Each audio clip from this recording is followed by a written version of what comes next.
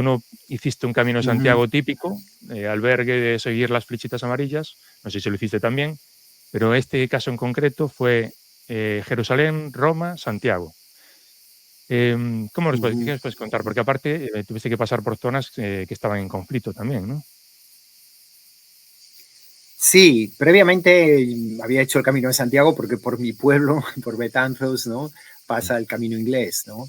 Y yo ya creo que con 12 años, no sé si fue el año santo del 81, Juan Pablo II, todo aquello y tal, que el Xacobeo todavía no tenía proyección, ni promoción, ni nada, pues ya lo hice, ¿no? En aquel momento con la peña ciclista del pueblo. Bueno, es decir, que el Camino de Santiago ya lo había recorrido previamente otras veces, ¿no? Y otros caminos. Pero bueno, empezamos en el año, si no me acuerdo mal, 99, ¿no? Creo que fue el Xacobeo del 99. Y salimos un año, volvimos al año siguiente, perdón, ¿no? Con Rita de nuevo, ¿no? Yo ya había viajado en bici, ya había hecho Betanzos de Bolivia, había cruzado el norte de África, había ido ya a Australia en bici, ya había hecho una vuelta al mundo en bici casi, ¿no? Y luego hice viajes posteriores a Etiopía, de estos y tal, con Sonia, con mi compañera actual, ¿no? Y mi primo José del pueblo también, pero básicamente aquí, pues bueno, nos cogimos un avión a Jerusalén en un momento no tan duro como que están viviendo ahora, pero bueno, que vimos Jerusalén en una de esas intifadas realmente de batallas campales, ¿no? Y muy duras, ¿no? Yo luego estuve con Greenpeace en la anterior guerra del Líbano, ¿no? En 2007 estuve en esa guerra, ¿no? Muy dura también de vivir, ¿no? Estábamos en el proceso de paz también de Chipre, ¿no? Del referéndum de Chipre, que salió que no, y nosotros íbamos Jerusalén, Israel, Chipre, Líbano, y teníamos que salir por Chipre cada vez que íbamos a intentar mediar, ¿no? Por el conflicto como Greenpeace, no solo hace temas medioambientales, ¿no? En la que estábamos buceando por sacar el petróleo de los bombardeos. Lo primero que hace una guerra es acabar con la comunicación, puentes, aeropuertos, comunicaciones y energía. Refinerías, todo el petróleo al mar, ¿no? Entonces, bueno, lo he vivido antes como lo he vivido después, ¿no? Y ya previo había pasado por la guerra de los Balcanes, que me había cogido allí en 4 latas, saliendo de Galicia, de Betanzos, camino habíamos pasado Kurdistán, Irán y tal, y ya sabía lo que era una guerra, ¿no? En primera mano, ¿no? Y entonces, claro, aquí realmente lo difícil fue entrar en Siria, ¿no?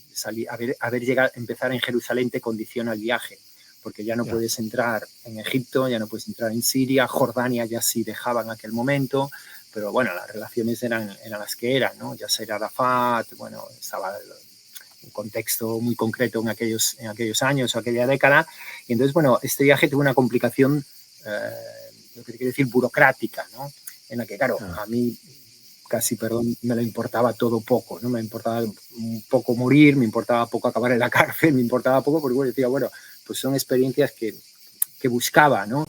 No como un kamikaze, me explico, no como un kamikaze y no como un loco, ¿no? Porque cuando me iba a escalar, pues sin tener idea de la ruta y del material a llevar, pues bueno, para muchas personas estaba loco, ¿no?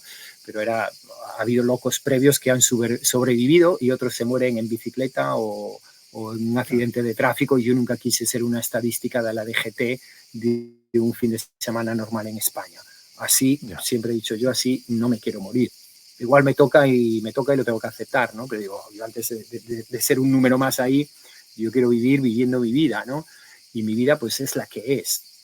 Claro. Explicación, quizás soy yo el que mejor puedo dar explicaciones, pero siempre van a ser subjetivas, limitadas y de todo.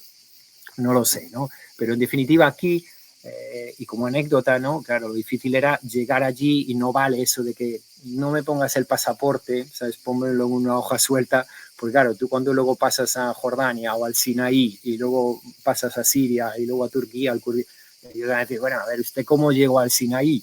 Me explico, ¿cómo llegó a Jordania, no?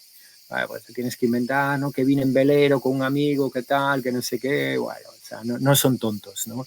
Y yo iba a saco, ¿no? Y me acuerdo que lo intenté de varias maneras, me rechazaron y en una de ellas con una moneda llevaba monedas, cigarros, anzuelos, tabaco, ¿no? Para intercambiar, para dar, para sacarte de situaciones, ¿no?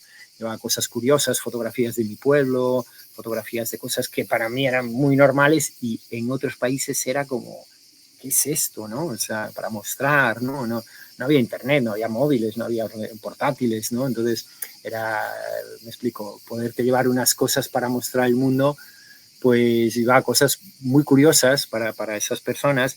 Y me acuerdo que saqué una moneda del rey de 50 pesetas, fui a una agencia de viajes, le pedí tintero, ¿no? La puse y con unos sellos de España para enviar cartas que tenía, pues me hice como una falsa hoja allí y tal, ¿no?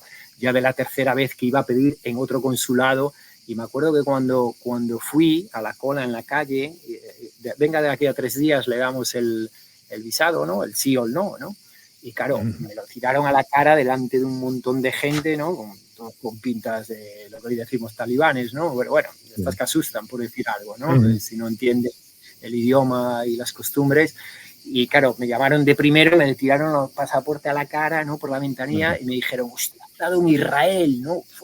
Y suerte que no activan otro protocolo, ¿no? Que es que acabas en la cárcel o acabas lo que sea, ¿no? Porque el intento de falsificar un pasaporte no es una cosa menor, ¿no?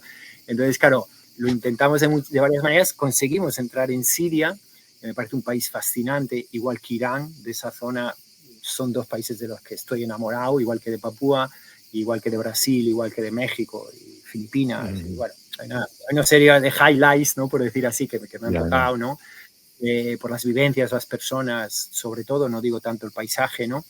Y cuando ya la vez que conseguimos luego entrar en Siria en la bici, ¿no? Para poder hacer el periplo hasta Roma, ¿no? Pues por donde lo hacían los peregrinos y por donde había realmente, no era lo fácil, ¿no? Me paso a Grecia, me cojo un ferry, acabo en Italia y bueno, rápidamente te plantas en Roma. No, ir por donde, ¿no? Ha caminado mucha gente delante tuya. Y entonces, pues ahí me acuerdo que la policía nos seguía, no lo sabíamos, la policía secreta, y hubo un momento que también nos cogieron y nos deportaron, ¿no? Porque seguían sospechando que nosotros habíamos entrado ahí de manera no habiendo pasado por Israel, ¿no? Y entonces nos volvieron a echar y ahí ya tuvimos que salir a Chipre, volver a Turquía, volver para atrás a la frontera de Siria para intentar hacer, ¿no? El recorrido lo más posible. Más allá de eso, luego me acuerdo en Grecia, en Macedonia, de estarnos pasando los cazas de la guerra, ¿no? También allí otra vez de Yugoslavia, ¿no? Bueno, pasar mil y unas, ¿no? Pero bueno, fue un viaje realmente.